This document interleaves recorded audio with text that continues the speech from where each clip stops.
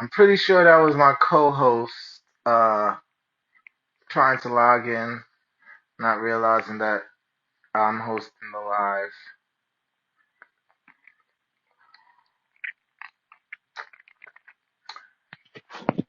Or was that me touching my earpiece? I don't know. These earbuds keep bugging.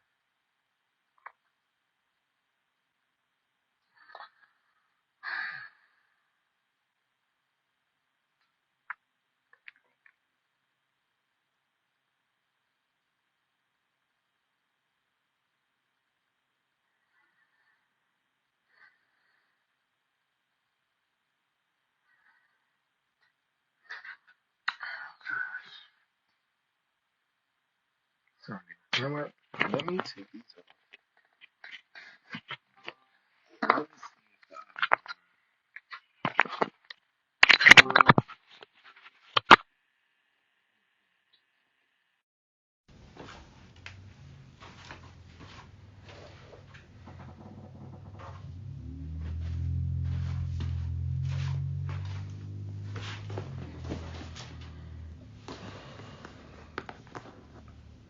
Oh gosh.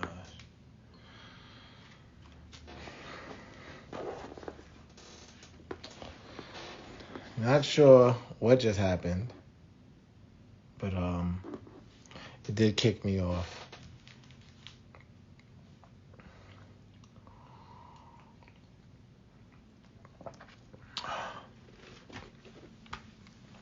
Yeah. So I left off where I was talking about, the trust issues in marriage, this relationship that they was having, and he's saying they're miserable, but I was saying if you're together for 20 years and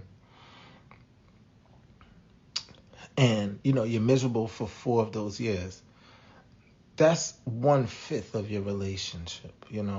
Then when you get to from 20 to 40 years, but you was only miserable for those 4 years, that's what's that? That's 1/10 of your relationship. It's even smaller, and further, it gets smaller. So when you're talking about life, when you're talking about a lifelong bond, a lifelong commitment, you know, you're gonna go through ups and downs. There's gonna be times where it's gonna be the greatest. There's nothing like it. It's the most beautiful thing. And then you're gonna go through times where it's I hate you and I wish I never met you. This is the worst thing that has ever happened to me. I don't know what I was thinking when I made that decision. And to be honest, if you don't go through those things, then it's what are you really living? It must be superficial.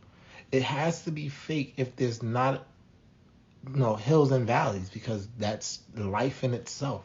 Life in itself is hills and valleys. Even the richest of people have to go through ups and downs and dramas. So this has nothing to do with finance. This has nothing to do with gender or race or any other of those things. This is something that in life you're gonna have highs and you're gonna have lows.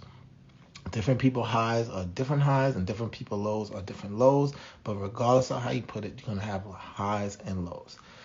That's going to double when you're in a relationship, because now you're dealing with two people, and hopefully their highs and their lows are simultaneously, but you might have opposing highs and lows. You might have someone who's on a high and their partner's on a low. That's going to cause a rift in their relationship, and it's going to make it difficult. And that right there can cause their relationship to be at a low because one person is high, or it could cause it to be at a high. It really all depends on the people and the relationship. But in the same sense, this is relationship. And yeah, they are miserable. Yeah, it is too much damage. I mean, spyware is drastic. Like, uh, these things are they're drastic changes. Right.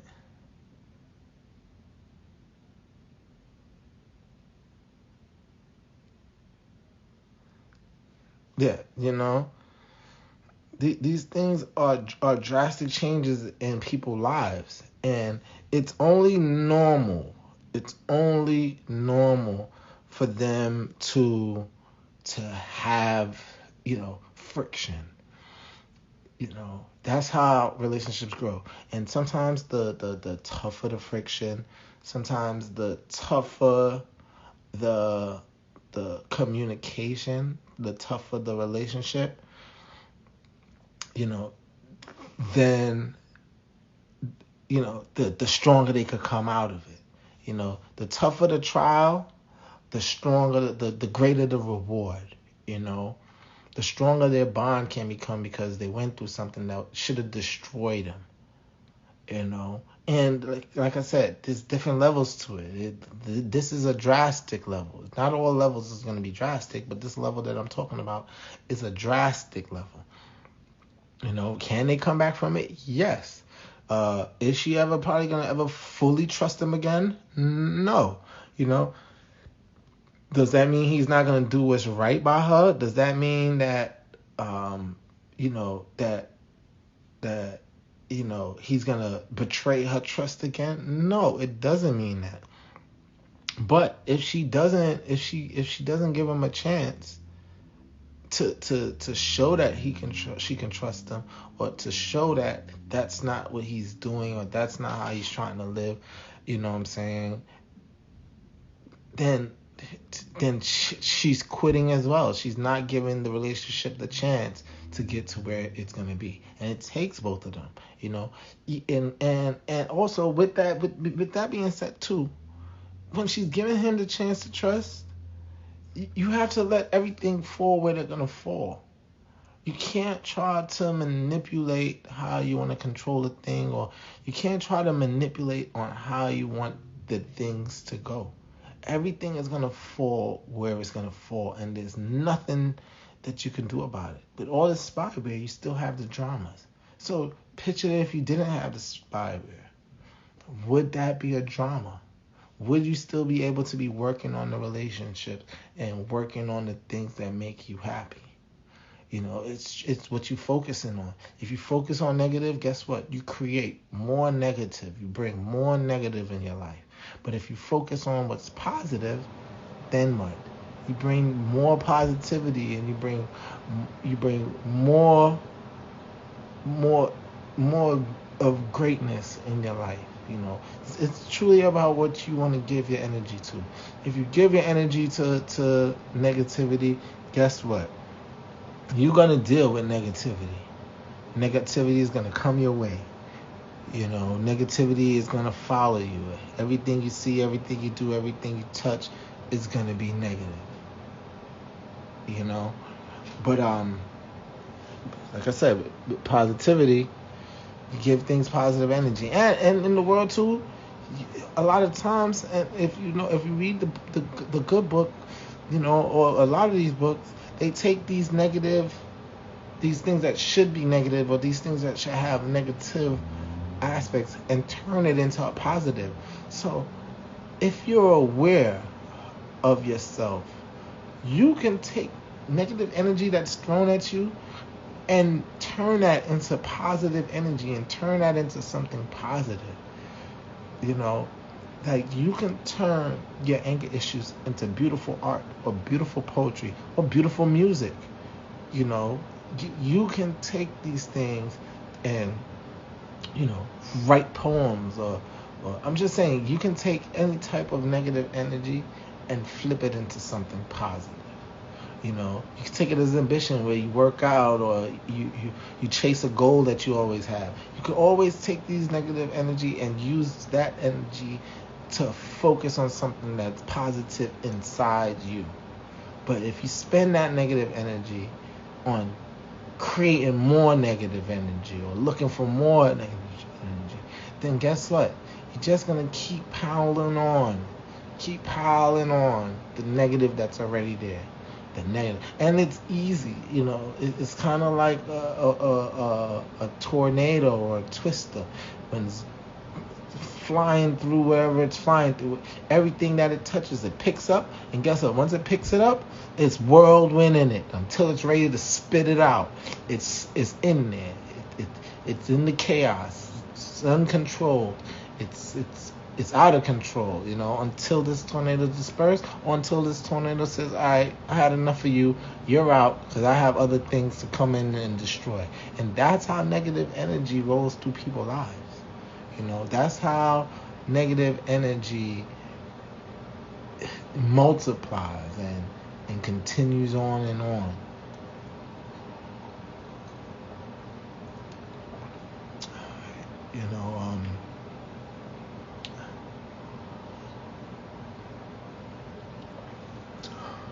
Like I said, I'm monologuing.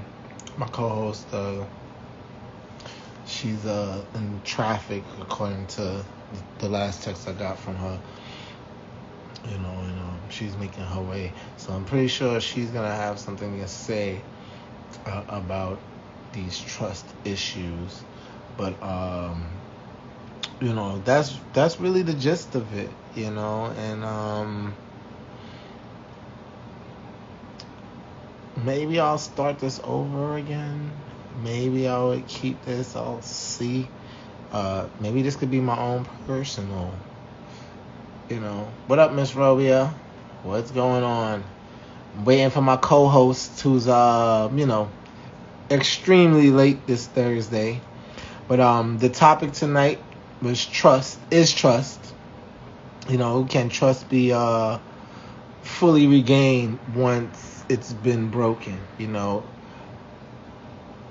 Can people trust? Once their trust has been destroyed. People say they can. People say they allow people to do the work, but I haven't seen it. I haven't, and even when they say they do, I don't believe that they really trust on the same level. You know what I'm saying? Is it exit stage?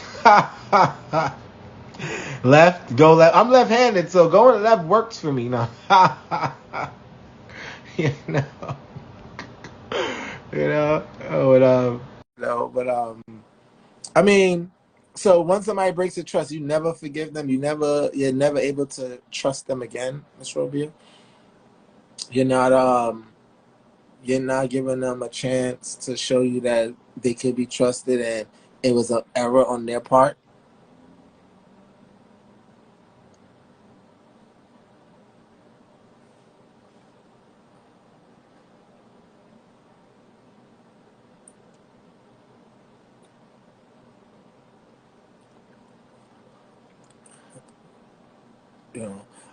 Me personally, I honestly feel that once trust is broken, I haven't seen anybody fully give that trust again. And it bit you in the ass. Oh, really? So, Dak, I would like to hear more about that. Like, hold on, let me. Oh, okay, let me try and see if I can. I'm not sure how this thing works, really, to be honest.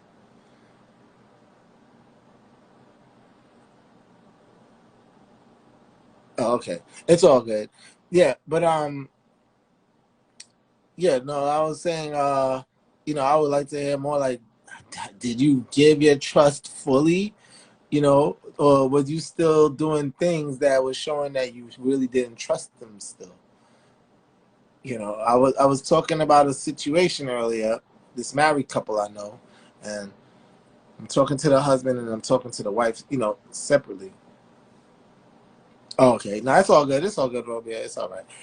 And yeah. So I was talking to this married couple this week. It was this week, and the wife, she has spyware and she's tracking her husband, and you know, she's checking the phone bills because the phone is under her account and things like that. She knows where he's at all times and how long he's been. She has spyware on all of his vehicles, and she's basically tracking his every move.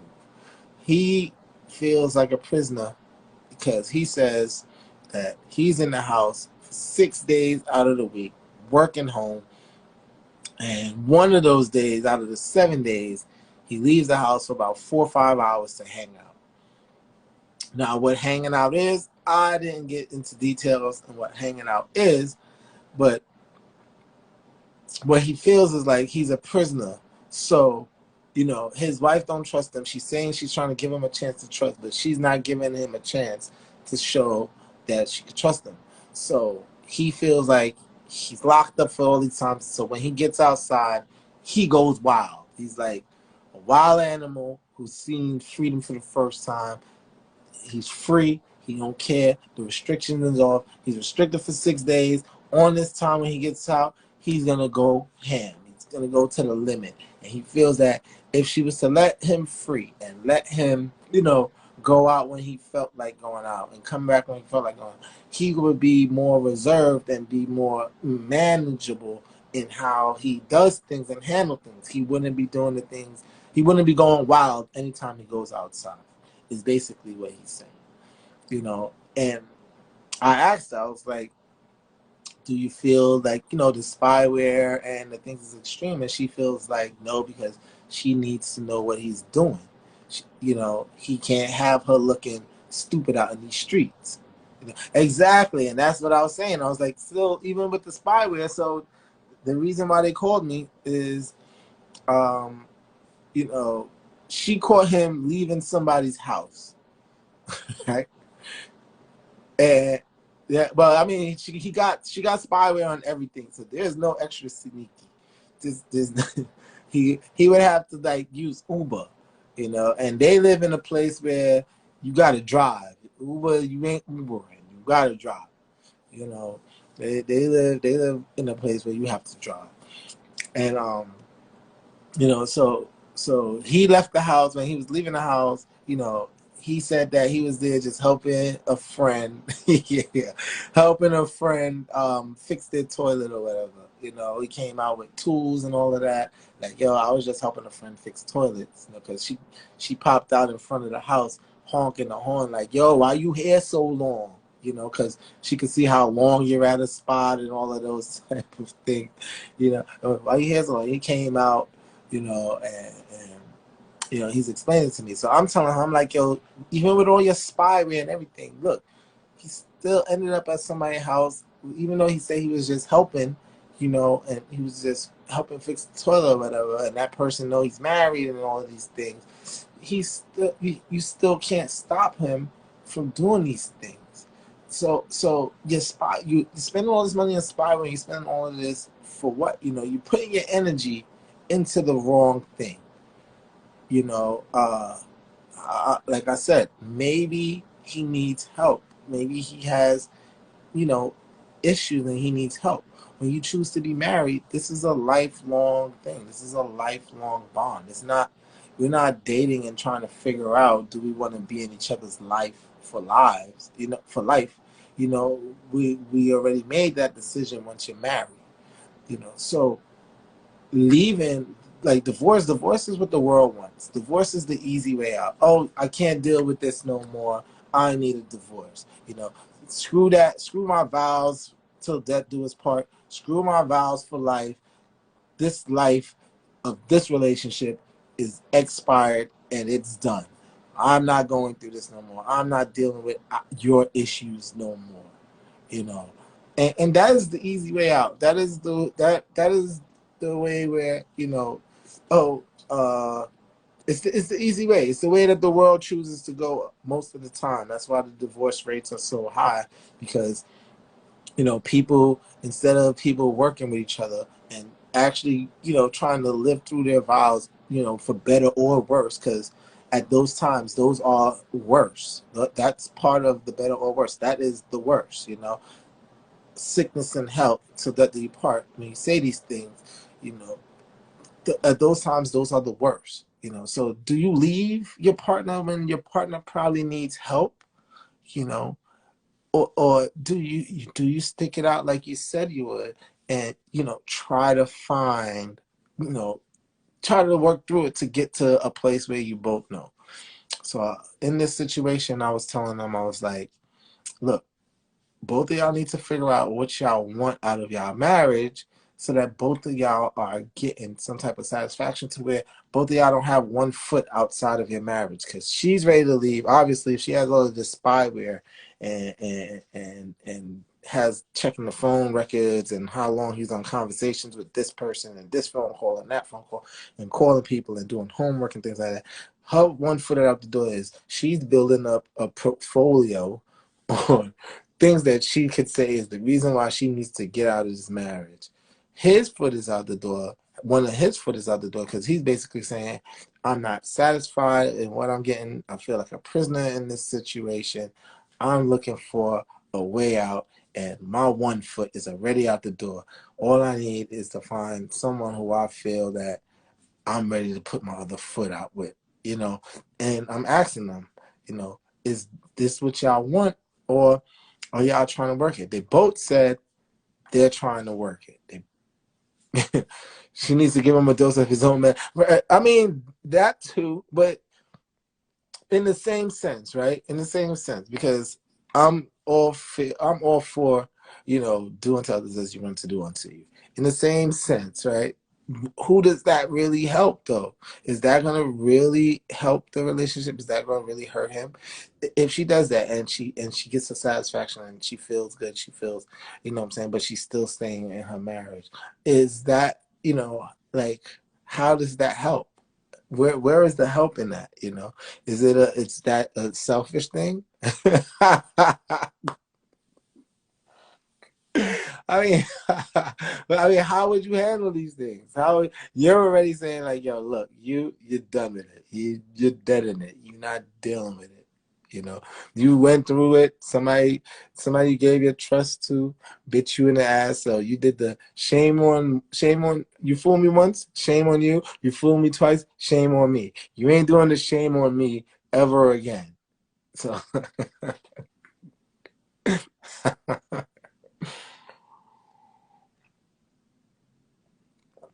that's funny. That is funny. But no, but you know, and that's the thing with trust. The thing with trust is if you truly give your trust, uh, if you truly give your trust after, you know, after some, it's still biting me. So did you stay or did you leave? Yeah, I'm trying to understand that part now. If it's still biting you know, yo, what it do, Faze? You know, did you stay or did you leave, Miss Robia? You know, 'cause, I mean, I understand that doubt will always remain. You know, I look at trust like your favorite ceramic cup. You know, your favorite ceramic cup. If your favorite ceramic cup falls and it breaks, you can go get the best glue, you know, and you can glue that cup back together, every single piece. And if you do a good enough job, that cup might actually hold liquid and function like it did before it broke. But when you look at the cup, you're still going to see all of those cracks. You're still going to see everywhere that you glued that cup back together. You know, so yeah, the cup is functioning. Yeah, you're still using the cup because it right, but it'll still be damaged, you know. And in all actuality, that's how, you know, I seen most people deal with trust. Now people say, oh no, you know, you can fully give trust, but I honestly don't think, like you said, it'll still be in the back of your mind. So even when, you know, you felt like you tried again, what I'm trying to figure out is, it still in the back of your mind?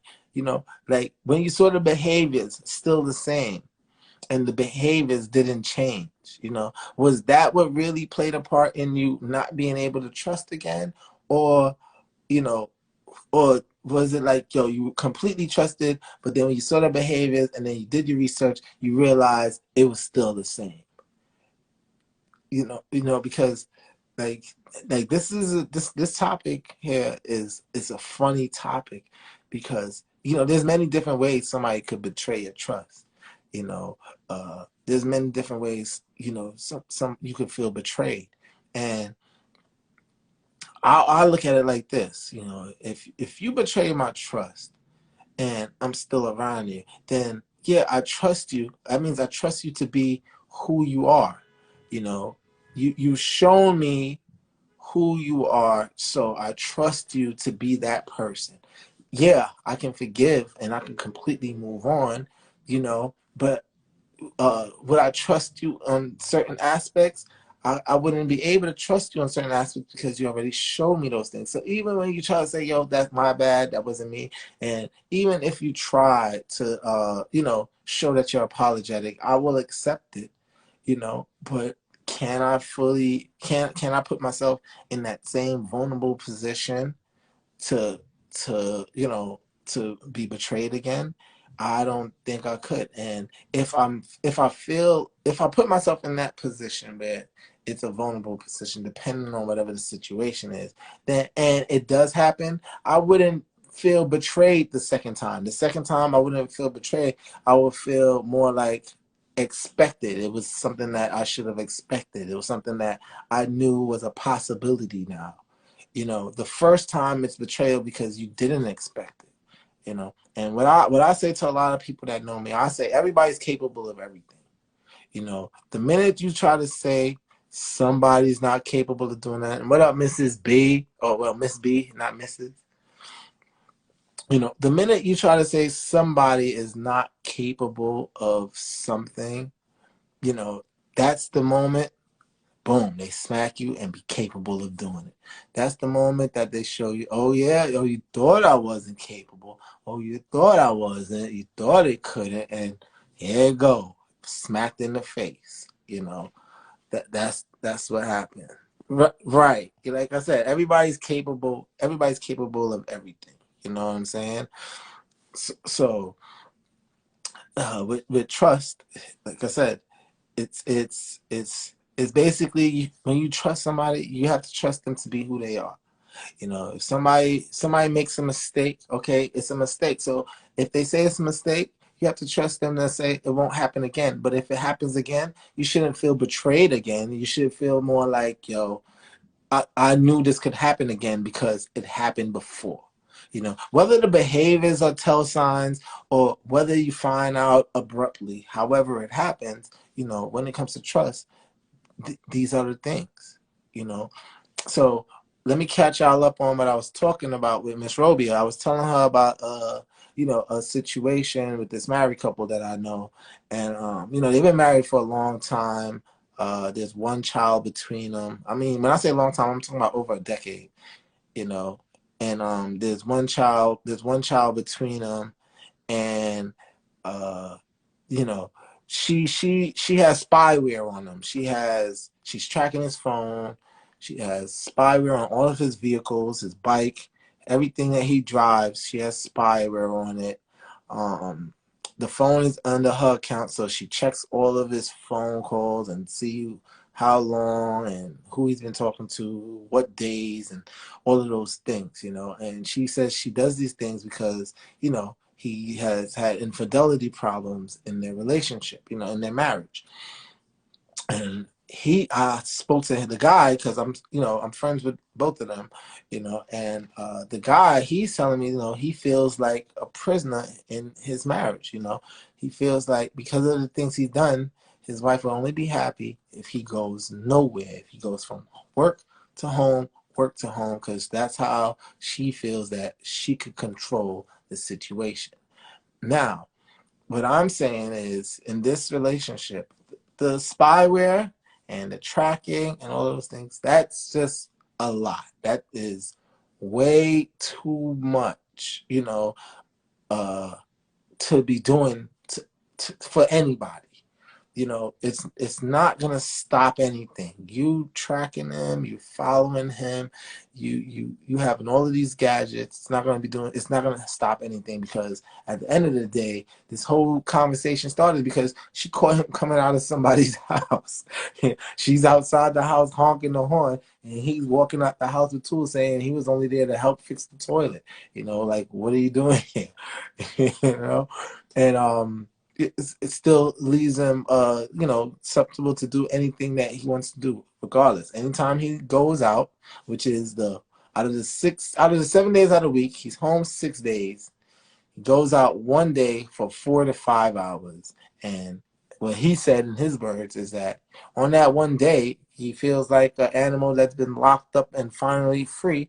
He goes wild. He goes ham. He goes, oh, I mean, yeah, it is a toxic marriage, but it's a marriage at the end of the day, and divorce is something that a lot of people run to. Divorce is something that a lot of people do, but it shouldn't just be it shouldn't be the first thing.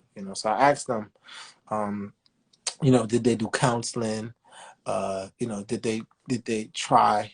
And they both said yes, but what happened with counseling was she feels that he wasn't honest in the therapy session, and he feels that she didn't like the therapist because the therapist was taking his side. Then she goes, oh, the only reason the therapist was taking his side because he wasn't being honest. And if he was being honest, the therapist would have been on her side. And, it became more about whose side the therapist is on more than doing the work to get the help. So the therapy session didn't work, you know? And so I asked her, like, do you think that, focusing all of this energy and focusing all of this, the spyware and focusing all of that on, I mean, what's the next step? That's what I'm trying to say. The counseling doesn't work for everybody. That's, like, especially if both of them are not getting to the work, that means they still haven't really tried, if counseling doesn't work, then it should be something else. That doesn't mean, oh, that didn't work, so quit. Oh, this didn't work, so then quit. And it's always the easiest thing to do. I mean, especially in the world today with what's going on in the world, a lot of people would rather just quit than, keep true to the vows that you say, better or worse. This situation, like I was saying earlier, this situation is a worse situation. It's a horrible situation. But it's a horrible situation at a time in their marriage. If this situation goes on for, let's say, 3 years and they married for 12, that's a quarter of their relationship. But if it goes on to 30 years, that's 1/10. That's even smaller, And if it goes on longer than that, that time of being miserable gets even smaller in a large time of, great and joy and things like that. But still, in all with relationships, you're gonna have hills and valleys, and not only in relationship, but in life itself. In life itself, you're gonna have hills and valleys. Even the wealthiest of people are going through ups and downs. You know what I'm saying? Everybody ups is going to be different, and everybody downs is going to be different. But everybody goes through ups and downs. So when you're in a relationship or when you're in a marriage, that's going to double, because you're going to have two lives going through ups and downs. And sometimes, yeah, you both could be going up at the same time and down at the same time, which makes it more manageable. But what happens if one person is up and the other person is down? That creates a whole nother rift that you have to deal with that could make the relationship itself down. So I mean, like you said, if counseling is not working, you have to think the next step. And the next step for me, my advice to them was, okay, what do you want out of your marriage? Like, what are you looking for in your marriage? What do you need from your marriage for you to feel content? you know uh her it For her, it more seems like, she just needs to know that he's not out here making her look crazy in these streets.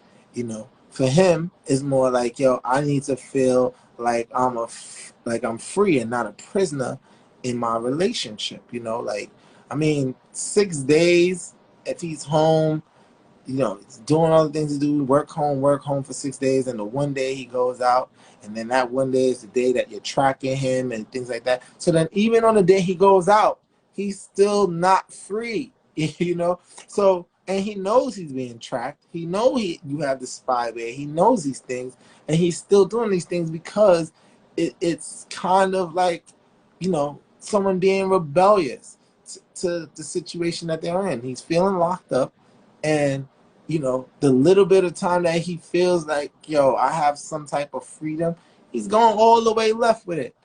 He's going all in. He's just going as far as he possibly can with the little bit of time that he has. I mean, yeah. I mean, right, she doesn't trust him. He was busted, but I mean, in the same sense, is it busted when you know? It's kind of more like, yo, I don't care. It's kind of more like, yo, he already knows she's following him. She tracks his vehicle. He already knows that she's checking his phone calls. He knows these things, and he still does it. So is it busted, or is it more like, yo, listen, you doing all these things, so I don't care. When on my one day that I'm choosing, that I'm allowed to go out and allowed to, I mean, listen, that's a question that we can't answer that. I can't answer that. You know, they've been married for a long time. Like I said, it's been over 10 years. So, it's been well over 10 years. So why they're married, that's a long gone question. Like I said, is what can they get to be satisfied in their marriage, and that's what they need to find. That's where, you see, with the low right now, for them to start to do the work to get back to a good place, they're gonna need to find in each other, what do I need from you to feel our marriage is getting to a better place, and vice versa. They both need to have that conversation with each other, and it needs to be a not heated conversation, because sometimes something can be said and taken in a way that sounds, disrespectful, or it sounds manipulative, and no one gets hurt. No one, what they're trying to get, they never reach what they're trying to get, because, you know, they're not hearing each other. They don't care. Once you get to that, once it start getting heated and one person get hot and the next person get hot, what up, Soca Candles? What it do, T? You know what I'm saying? And the next person get hot, they don't care to hear. So I offer to mediate this conversation to try to let them hear each other, since counseling don't work. Maybe sometimes a friend who they have a mutual respect for can try to, keep them like level, keep them grounded, but they they both got one foot out of their marriage, that's for sure. She has one foot out with all of that spyware and all of that tracking. It looks like she's building a portfolio for her escape route, so that when she leaves, I guess alimony and child support is on the table off the back, and whether she gets half of it or whether she gets everything, however the lawyers work, she's building up her portfolio. He's saying, like, his one foot out is like, he's out there doing whatever he's doing, looking for a replacement, I guess. I don't know. But his one foot is out, and he's basically saying, well, if it gets to that point, I'll make sure I get a really expensive lawyer. You know what I'm saying? Because that's what matters. How expensive my lawyer is going to be how well or how bad this turns out. So they both have one foot out of it, but they both in the same breath are also saying they don't want their marriage to end. So it's a funny situation with it. But at the end of the day, with this topic being about trust, can she say that she's given a chance for him to build back her trust if she's tracking him, if she's spywaring and going through all of the phone logs and things like that? Are you giving him a chance? Is that gonna build? If that is that gonna give somebody confidence to say, well, I should start doing the work because she's tracking me? How authentic would that work feel? How authentic could How authentic would she even should even take him doing the right things, being tracked and being followed? It's kind of more like you're controlling it instead of letting your trust be authentic. Instead of letting him work back and build back your trust, you're trying to control the trust that you know what I'm saying that you're looking for with tracking him and things like that. Uh, no, they're already working towards the divorce, but saying so, yeah, but saying something. I mean, that's exactly what I was hearing. So that's what I'm saying. They both love each other. The love is not the issue. Then that's the weird thing about situations like this. The love that they have for each other is not the issue. And according to him, they don't have issues until the one day out of the week that he goes out free for his 4 or 5 hours. That's the only time they have issues. I mean, love is love. People try to say love is all good. No, love is not always all good. Love is not all the goody things. When you love somebody, you go through the hard times with them. When you love somebody, it's not always all peachy because like I said, people go through highs and lows. Life throws highs and lows at you, no matter who you are. So with love, that's the two people deciding that regardless of whatever highs and lows I go through, I would rather go through it with you. When I'm going through my worst, you the person that I want in my ear, or you the person that I want to be talking to. You the person that I want to see me in these states. Not everybody gets to see everybody in the manner that they are when they're with the person that they really care about or really love. So like I said, and they have a family. They've been, like I said, they've been married for over 10 years. That's not a short time of marriage. You know what I'm saying? And so the love, like I said, the love is not there. Like he said, they have good conversations. They have understanding for 6 days every week. That one day though, it brings the drama, that leads into other things, you know what I'm saying? And it's a every week thing, so it turns into a cycle. And like I said, he knows that she's following him. She has a spyware.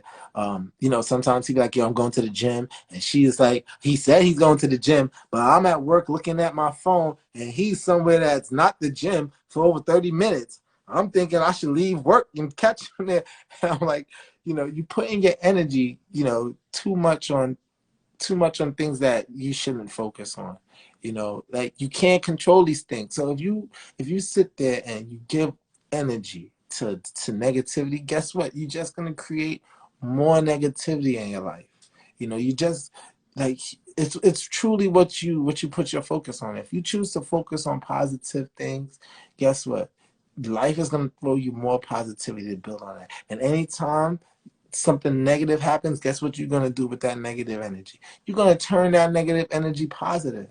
You're going to take those things that you feel, that people feel, that the world feels should hurt you, and you're going to turn it into something beautiful. You're going to turn it into something magical, however that is. For some people, it could be music. For some people, it could be writing. For some people, it could be art. For some people, it could be reading. For some people, it could be shopping. It's different people have different ways, but it's truly on how you want to focus it. According to this couple that I'm talking about, all of the he need a horn. Yeah, I ain't messing with Miss Robia. Yeah. Oh my gosh, he gonna be walking around with a horn anytime with a remote horn. Anytime he's somewhere he's not supposed to be, he press the button and it start going off. Yeah, you crazy, man. I hope I didn't invent that. If I did, I want copyrights on that, y'all. Just so y'all know, No, but you could truly take negative energy and turn it into positive. But if you take negative energy and you focus on that negative energy, all you're doing is compiling negative energy, and it's just gonna get bigger. It's just gonna blow up, and eventually, guess what? It's just going to be a pile of negative shit that you're dealing with. It's going to be hard for you to see the positive in the negative shit that you in, because, you kind of help create this.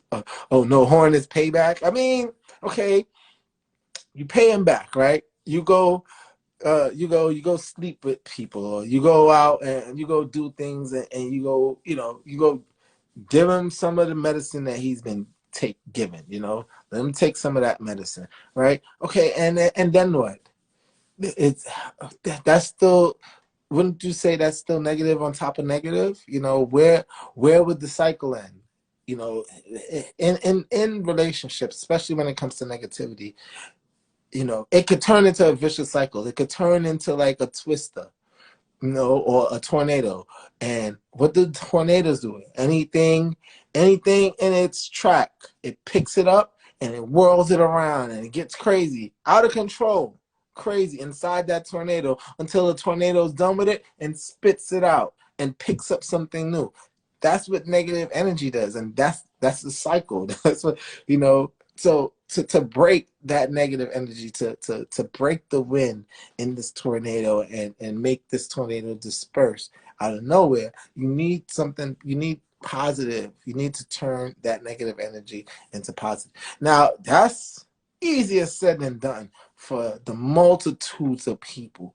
But the thing about knowledge is, and the thing about, you know, learning is that when you're attentive of something now, when you have the knowledge and you learning on how to use that knowledge, when these things come at you, you're able to step back and say, wait, I don't have to go here. How can I turn this around to where it's not affecting me in this negative aspect? And, you know, sometimes it does lead to divorce. Sometimes that is the only way, I guess, you know. But in the same sense, that should always be a last resort and not the next resort. You know, it shouldn't be, well, we tried this, that didn't work, divorce. Or, you know what I'm saying? Or, shoot, I did this, he did that, I did this, now divorce. You know, like, you know, it has to be, like, especially when, like I said, when there's love involved and, you know, there's family involved and it's marriage at that, you know, you want to try to actually, at least I feel you should try to be a person of your word, because what you leave this relationship and what the next relationship you go to, any little thing you see, you're gonna feel you in the same cycle. Or what? Every time you get in a relationship and you get to these type of things, what you're gonna do? You're gonna run and you're gonna be in a second marriage and a third marriage and a fifth marriage. You're gonna be out here like J-Lo and Ben Affleck, you know, back to the guy who you left, you know, at three dudes in between or three chicks in between, you know, like is that productive? You know, is that the new norm? You know, because then if that's the case, why get married? Why not just date then?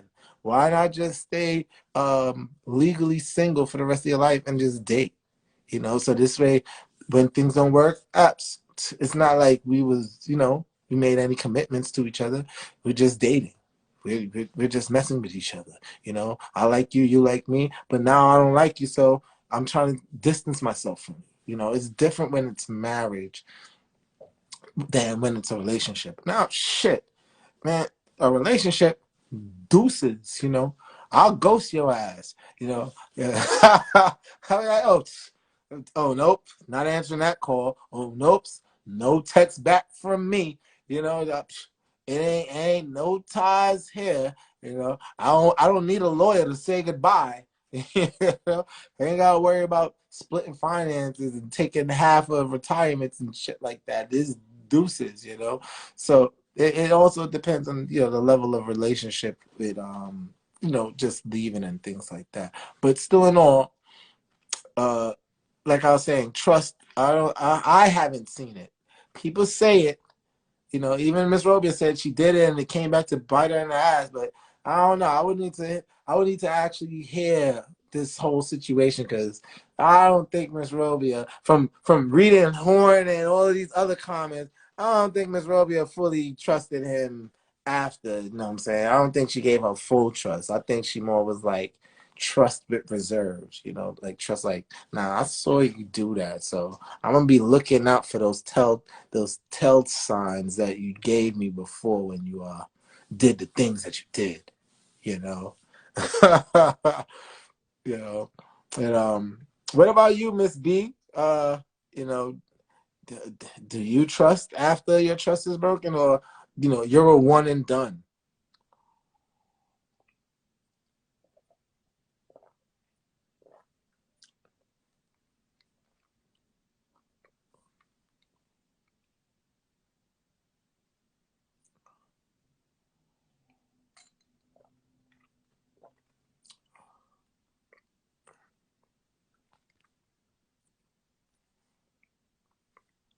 you know. But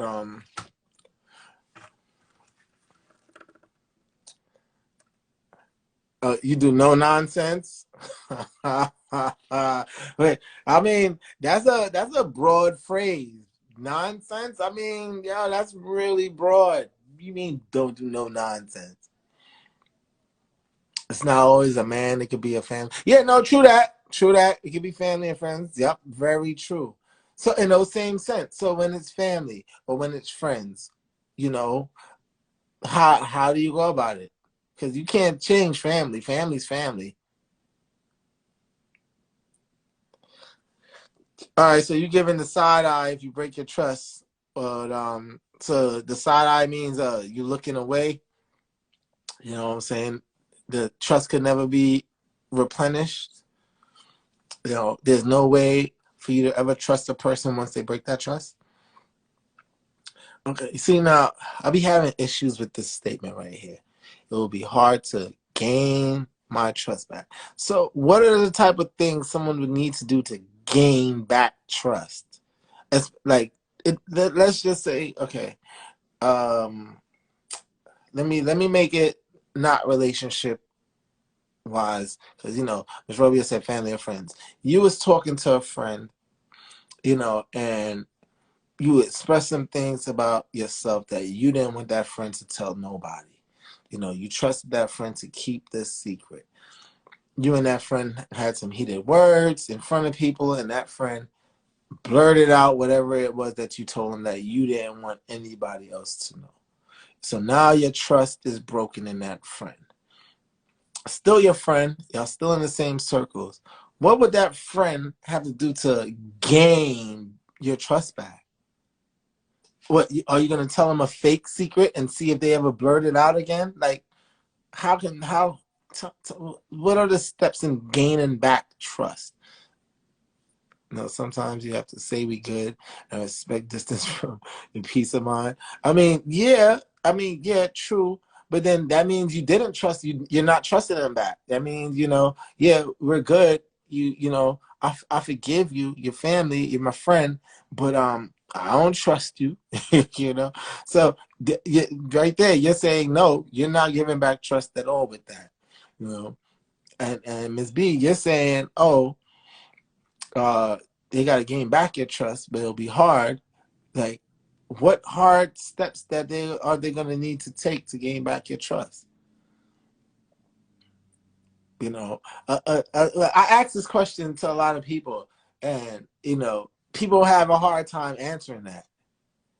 Exactly. You wouldn't tell them your business anymore, so that means you wouldn't trust them with your business anymore. So you're not giving back trust. So still in all, like I said, I haven't met somebody who can give me a straight answer uh, that shows that they're truly giving back trust again. Okay, when they show you that they're trustworthy, how though? I'm hearing the words. I'm hearing you say, "Oh, they need to gain back my trust. They need to show me they're trustworthy again." That's really the same sentence, just in a different way, but it still doesn't answer the question on what things would they have to do with something like that in a situation. Baby steps. So what? Like I said, you're gonna give them some false information or some information that it don't really matter if it get out to see if they're gonna blurt it out again. Is and if they don't blurt it out, you're gonna slowly give them more and more information to see. So let's just say you do that, and then later on, you feel like you get to the point they went through all of your hard baby steps, and then again they still break your trust again. Then what? So I think even putting it like, all right. Let me say it like this.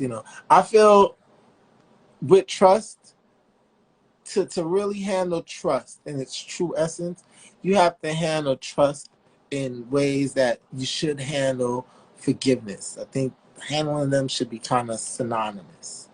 You know what I'm saying? Like when you forgive somebody, you should completely forgive them and move on from that situation. You can't hold them to that situation. That situation was that situation. If you forgive them, you have to let go of that situation and move on as if that situation never happened. It's the same thing with trust. if you trust somebody and you forgive them for breaking your trust, you forgive them for the betrayal, then you have to move on and give them the same trust that you had before if you're really going to give them trust. Because saying taking steps to gain that trust is saying that I don't trust you. It doesn't matter. You trying to show me that that I should trust you is making me not want to trust you more. Like I feel, I feel like I said, handling trust and forgiveness is kind of synonymous. Kind of gotta handle it in the same types of respect. And like I said earlier, it's not that I don't trust you. It's now I trust you to be who you showed me. So I won't be surprised with the second betrayal. I won't be surprised. And if I tell you something and you blurt it out, then I can't be mad because you've done it before, you know? So it's either I don't trust you, or if I do trust you, I just trust you to be who you are. I trust you to, if I'm telling you something and I'm telling you don't say it, it might come out one day. You know what I'm saying? Because that's who you are. I'm trusting you to be who you are. You know, and then that's the same with synonymous. It's like, all right, you did that. It is what it is. I'm moving on from that. I'm still dealing with you the same way. If you show me that's your character, then that's your character. That's who you are. If it was a mistake, it won't happen again. But I can't hold on to it, because holding on to it is me showing that I don't trust you. It's me showing that what you're doing is just, I'm still not trusting you. And when I get there again, I might trust you again. I might not. That's a chance you have to take. She goes, right? Then I got my eye on them. They only get a few chances, like two. That's more like a couple, not few. Oh gosh, hilarious, hilarious. I know. Right, and I have a choice to make if you want to deal with. Right, exactly. So I mean, in the first betrayal, that's the same choice you have to make. You know, in the first betrayal, when they first betray you, the choice you have to make is, can I handle this betrayal and move on or not? If you can't move on, then you're just saying, listen, I can't trust this person. You're saying, I forgive them, I can't forget her. So, the trust is broken. It won't ever be repaired to what it was. And understand that, and that's what that is. So that part of your trust, that part of that relationship, that level of trust, it won't be reached again. You're not going to get there again because you already witnessed what you felt was betrayal. And like you said, that choice is not to be made after the second betrayal, or after, that choice is made after the first betrayal. And a lot of us don't even realize that's the choice we're making.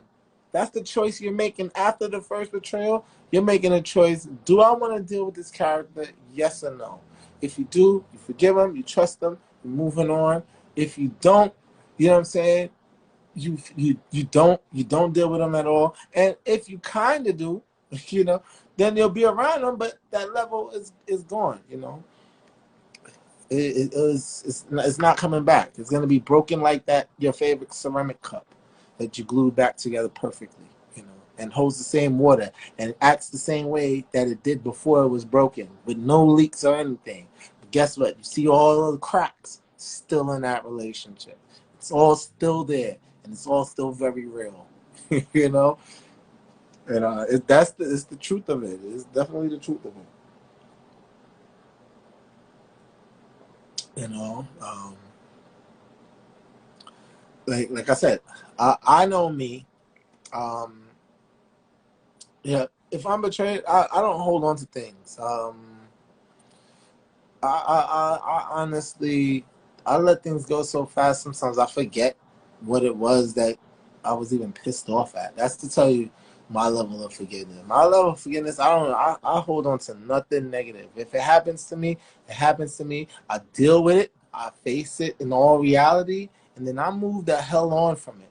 And if I decide to still have, the person who I feel betrayed me, or the person who I feel, um, uh, did something to hurt the trust that our relationship had, whether it be family or friends or whatever, and I still decide to deal with them, then I honestly don't hold on to it, and it'll still be the same level. If it happens again, like I said, I'm not going to be shocked because it. I witnessed it before. You can only shock me the first time with certain types of behavior. You could only just the first time is the only time I'll be like, oh shit, you caught me off guard. You're like, if I know you're a person that likes to throw sucker punches, you know, and I didn't know that before, you're only gonna catch me with the first time. The next time we get in a heated argument, I'm gonna be expecting the sucker punch because I know that's what you do. Like you're not gonna sucker punch me twice. You're not gonna. I'm gonna expect it. So if you did something that wronged me and I put myself in that situation and then it happens again, I'm not gonna be like, oh my gosh, I can't believe you did it again when you said it was a mistake. No, it wasn't a mistake. That's who they are. They showed you who you are. You decided to, ignore that, or you be ignorant to yourself to tell yourself, oh no, it was a mistake. That's not really who they were, and you know what I'm saying, that's not who they were. So it happened again. Oh, now I feel like an idiot. No, you don't feel like an idiot. You know what I'm saying? The only reason you feel like an idiot is because you lied to yourself. It wasn't them who lied to you. It wasn't them who tricked you. It wasn't them who went through all of the steps to regain your trust. It wasn't them. It was you yourself that tricked yourself into saying, "Oh, they did all of these things to show me that I should trust them again." So they tricked me. No, no, no. You the one who created that whole narrative of gaining back my trust. So you're the one who's tricking yourself to say, "Oh yeah, I'm gonna trust them again." Hopefully, it doesn't happen again. And if it does, that's it. It's over. I can't believe that they did it. So I mean, he said, wow, maybe I can help you. What can I help you with? You need my hands on, you know. I charge by the hour. No, I'm just playing. I'm cool like that. I don't charge. I'm not a licensed therapist or some type of guru or anything like that. So I don't charge my friends and things like that for my advice or conversation or anything like that. I share my honest thoughts with all my friends, all the people who call me and things like that, or people who be in my DMs, and people who message me and I have conversations with. I give them my authentic self because that's all I can be. You know what I'm saying? I can't be nobody else but me. So, but I mean, to charge, I mean, yeah, I'm not saying that it's not valuable or anything like that, but for my friends and family, I'm more the person, if I can help in any kind of way, I'll definitely do it. That's always been me.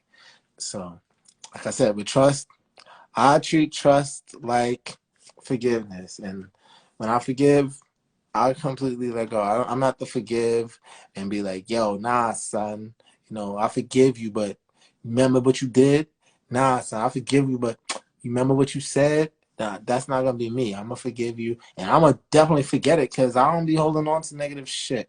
I like positive energy, positive vibes only over here. So when I see negative vibes, I find ways to turn it positive. I'll talk about it. I'll go write about it. I'll go drive. I'll go play my video games. I'll do something that that takes that negative energy and disperses it into something else. I don't hold on to negative energy because those things could build up, and eat your whole character.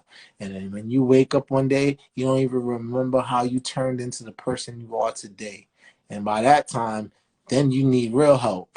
You need real help at that time. And I'm not gonna get to those stages, because like I said, I push that negativity that way, and I hope that was the right side because I'm left-handed, so I'm not trying to push it to the left side.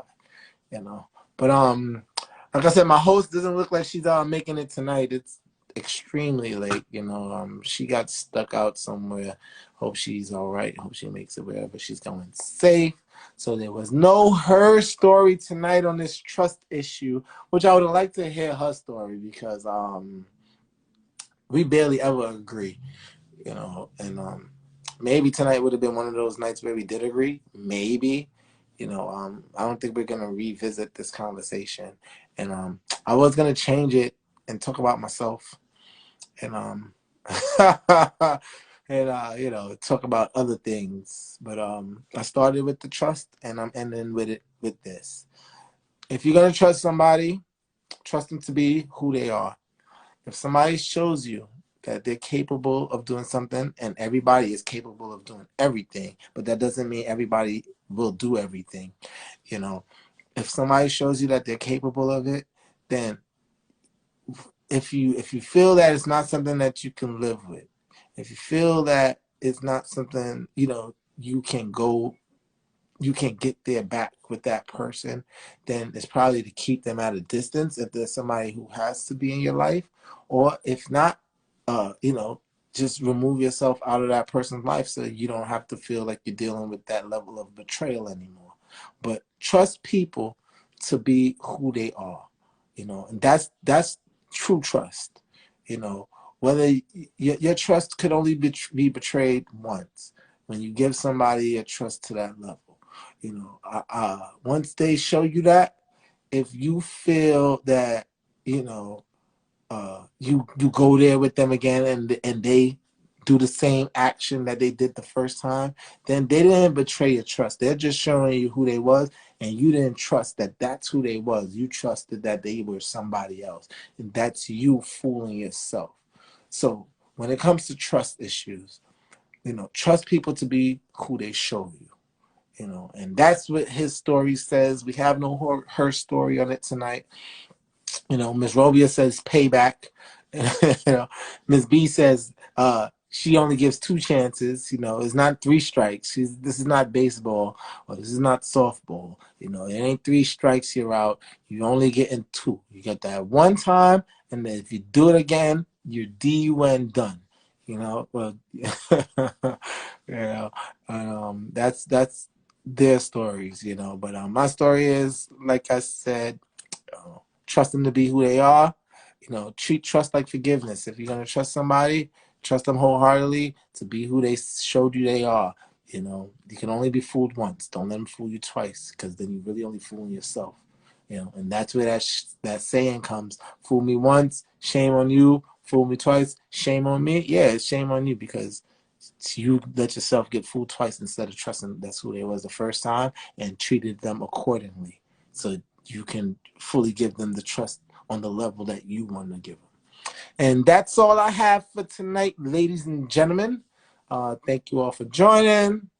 This has been a cool conversation. It was one-sided for once. Oh gosh, I kind of like one-sided conversations now that I think about it.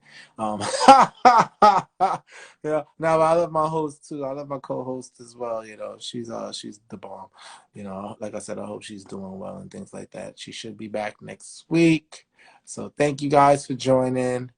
Thanks for the comments. Thanks for the conversation. I had an earlier conversation too. That'll be up on my YouTube as well once I get this up there. So peace out, everybody. Thanks for the love. 100.